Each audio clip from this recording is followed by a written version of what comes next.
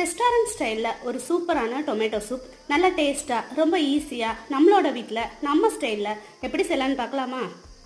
இதுக்கு முதல்ல ஒரு குக்கரில் 1 டேபிள் ஸ்பூன் அளவுக்கு பட்டர் சேர்த்துட்டு ஒரு பிரிஞ்சி இலை 10 பல் பூண்டு பொடியாக கட் பண்ணி சேர்த்துட்டு நல்லா வதக்கி விட்டுருங்க. இப்போ இதில் ஒரு அரை ஸ்பூன் மிளகு, ஒரு பெரிய வெங்காயம் நல்லா போட்டுட்டு நல்லா ஃப்ரை பண்ணி விட்டுக்கலாம். இப்போ இதில் ஒரு பெரிய கேரட் பொடியாக கட் பண்ணி சேர்த்துக்கலாம். கொஞ்சம் மல்லி இலை காம்போடு சேர்த்துட்டு ஒரு 4 தக்காளியை நல்லா பொடியாக கட் பண்ணி சேர்த்துட்டு 1 கப் தண்ணி விட்டுட்டு தேவையான அளவு உப்பு சேர்த்துட்டு ஒரு 5 விசில் வச்சு எடுத்துக்கலாம். இது நல்லா ஆறுனதும் மிக்சியில் நல்லா அரைச்சி எடுத்துட்டு ஒரு வடிகட்டியை வச்சு நல்லா வடிகட்டி எடுத்துக்கலாம். இப்போ ஒரு கடாயில் நம்ம அரைச்சி வச்ச சூப்பை இதில் ஊற்றிட்டு லேசாக கொதி வந்ததும் ஒரு அரை ஸ்பூன் அளவுக்கு மிளகுத்தூள் சேர்த்துட்டு நல்லா மிக்ஸ் பண்ணி எடுத்துக்கலாம். இதை அப்படியே ஒரு பவுலுக்கு மாற்றிட்டு சர்வ் பண்ணும்போது வறுத்த ப்ரெட்டை இதோட மேலாப்பில் தூவி கொடுத்தோம்னா அவ்வளோ டேஸ்ட்டாக அவ்வளோ சூப்பராக ஒரு டொமேட்டோ சூப் ரெடி ஆயிடுச்சு. நீங்களும் இதை கண்டிப்பாக ட்ரை பண்ணி பாருங்கள்.